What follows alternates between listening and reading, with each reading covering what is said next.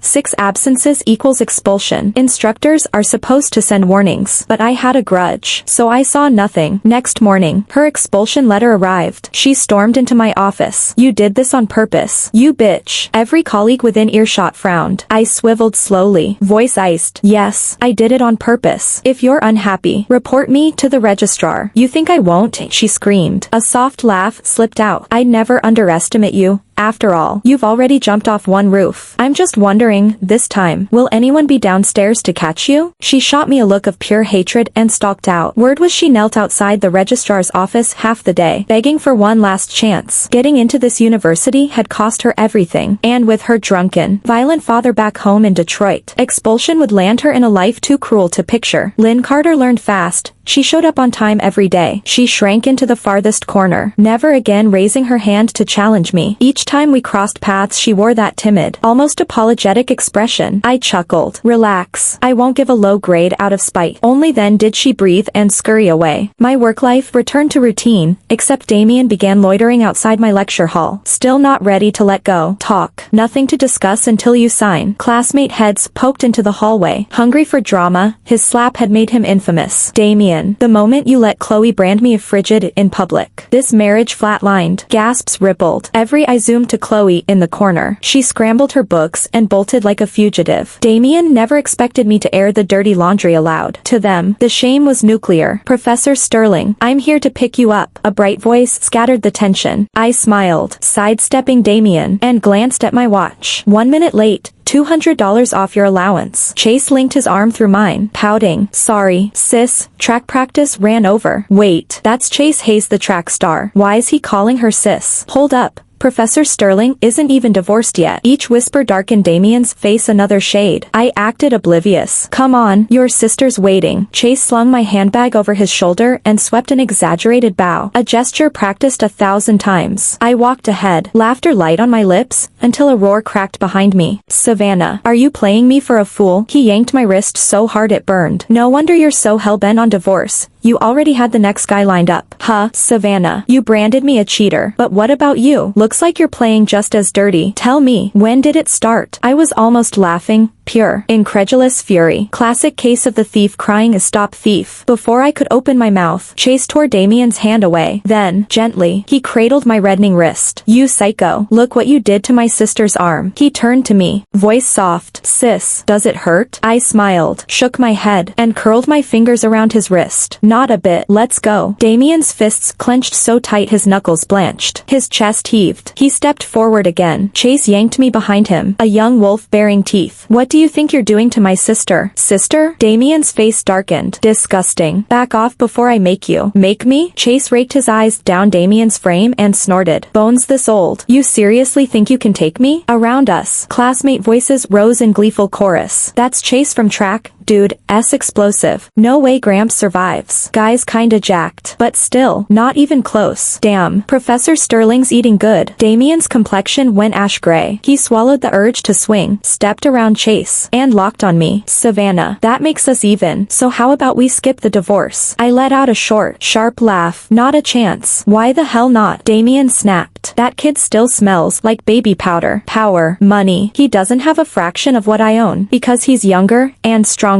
I tugged Chase away after that, leaving Damien frozen stiff. Nearby, 2 students covered their mouths, giggling at him. You've got brass. Baiting Damien like that. Don't you know? He sits on the university board. One word and you vanish from Eastbrook. I watched the city lights slide across the windshield of Chase's car. I know. Chase kept his eyes on the road. Gave a small hum. Still. couldn't let him bully you. The words blurred in my ears. Damien had once said the same to me. I'm 5 years older, so everyone around me dwarfs him in both age and status, money, influence, the lot. All he owns is the reckless heat of youth, a gift with an expiration date. Just like the old Damien who swore that power and money meant nothing, now he uses both to crush anyone weaker. My gaze dimmed. Nothing stays the same. I looked at Chase. Anger and stubborn pride still flickered in his eyes. You're still stewing over Damien's parting shot, aren't you? He flinched. I'd nailed it. I sighed and patted his shoulder. Chase, you're not lacking what he has. You're only short on time, on miles traveled. One day you'll stand shoulder to shoulder with him, maybe even look down. Until then, I can protect you. Protection isn't a boys-only club. You know. Chase studied me for a long second. Hey, eyes on the road. I smacked his head hard enough to sting. He winced, but the grin that followed stayed plastered on his face all the way to Velvet Lounge. Summer howled when she heard the campus gossip, doubled over the bar counter. Savannah, you absolute legend. I would have paid to see that jerk's face. Bet it was priceless. I swirled my drink, recalling the tick at the corner of Damien's mouth. Oh, it was. Savannah, you play rough. Rough. Doesn't feel like it. I just know exactly where to stab. Back then those words had felt like a fishbone in my throat. So what now? You and my baby bro are officially a thing? Chase's gray-bladed hand froze. He shot me a wide-eyed look. Pretty much. We'll keep bumping into each other on campus anyway. Rumors will write the romance for us. The siblings blinked. Identical flashes of disappointment crossing their faces. Summer thumped Chase between the shoulder blades. Weren't you bragging? 3 days, and she's mine. Get cracking. See, cut it out. Chase sputtered, cheeks scarlet. Savannah, don't listen. She's nuts. You're not that easy. Watching them bicker, I felt lighter. Truth is, Chase and I are still mostly strangers. Only a handful of meetings since the first WhatsApp ping. But that first encounter was unforgettable. He'd slid a printed pet care agreement across the table at a cafe in Boston's North End and asked me to sign. I stared at the single sentence for a full minute. Sure, I was hallucinating. Just so you can't ditch me after you're done. Legal backup. Gotta hand it to Gen Z. They're paranoid in HD, yet their grasp of actual law is adorable. An entire page. One line, payer, Savannah. Monthly fee, $3,000. Due by the 15th. 3 grand. I glanced up. A guy who looks like this rents by the hour for more. No haggling, he warned. Eyes narrowed. I laughed, whipped out my Mont Blanc, and signed on the spot. Honestly, I hadn't planned to sleep with him, but flesh and blood Chase made the idea negotiable. Only new love and ticking clocks can dull the old. I want Damien erased, so I'll take both. New love and time. That night Summer and I drank ourselves horizontal, facing 2 sloppy piles on the floor. Chase exhaled like a martyr. He speed-dialed his brother-in-law to haul Summer home. She retched with every step. Chase's disgust was comic, severe neat freak. That one. I fumbled for my phone to book a rideshare. The screen lit, and the device vanished from my hand. Chase scooped me up, ears blazing red. I'm driving you. Otherwise, the 3 grand fee feels like robbery. I chuckled, but let him keep his excuse. Man sculpted like a statue. His back made the perfect recliner. Damien loved reminding me how youth drains from women, but youth deserts men too. Everyone craves fresh, beautiful flesh. Some just wrap the craving in morality. Watching his Adam's apple bob, I murmured, Chase. He glanced over. Almost there. Savannah, pull over. I'm gonna puke. Brake lights flared. He lunged to unbuckle me. I seized the moment and yanked him into my arms. Professor Sterling, you, cut the professor. I fisted his collar, grinning. I already paid. Inexperience radiated off him in waves. Clumsy. Eager. Perfect. Then the window exploded inward. Damien dragged me out by the arm. Savannah, what the hell are you doing? All I felt was annoyance, mood thoroughly killed. I wiped my mouth and stared coolly. What's it look like? His eyes glistened, disbelieving, almost tearful. That stare was disgusting. Damien, could you have a shred of dignity? Stop haunting me like some stray ghost. Why you? What did you just say? I said you're shameless. Annoying. A sight that makes people gag. If you're desperate for women, I can line them up for you. I pulled out my phone as I spoke and downloaded a pink dating app. Here, take your time picking. I'll cover every expense. Savannah. Damien's voice was shaking. What do you take me for? A man who thinks of nothing but that, aren't you? I looked at him coldly. Pfft. A soft laugh came from behind. Chase was draped over the car window, eyes sparkling with mischief as he watched Damien. Seems money and power don't help. Pathetic how groveling still gets you nowhere. With all the energy you waste clinging, you could pay for implants. Maybe then Professor Sterling would glance your way. Bang. Damien threw a punch straight at him. Say one more word and I swear I'll make sure you never graduate. Don't believe you, I said quietly. Under Damien's stunned gaze, I stepped forward and gently wiped the blood from Chase's lip. Tisk. You hit his mouth. How am I supposed to kiss it later? Savannah. Damien's voice cracked, half sobbing. You want a divorce? Fine, just don't come crawling back. He yanked the divorce papers out, signed his name without hesitation, then flung the document at me. Instead of getting angry, I laughed, crouched, and picked the sheet up, scared the wind might steal it. Every small gesture drove him closer to snapping. He kicked the car door hard and stormed off, stride certain and final, as if convinced I'd someday chase after him and the youth I'd lost. He was wrong. Moments after he left, I pressed Chase down on the bed. Your big sister's divorced now. Sleeping with you isn't cheating. Young men really do have some skills. I turned to look at him, sleeping like a little piglet, dewy lips, sharp cheekbones. In that instant, I finally understood Damien's pleasure. I couldn't help stroking that face again. My hand was caught in a firm grip. Chase opened one eye and grinned. So, how good am I? Huh? I nodded, then looked at him seriously. I hear your buddies are pretty talented too. His smile froze. He shot upright. What do you mean? Don't overthink. I just worry you'll tire yourself. Thought I might hire 2 more. I'm not tired, Chase answered almost before I finished. And they're expensive. I'm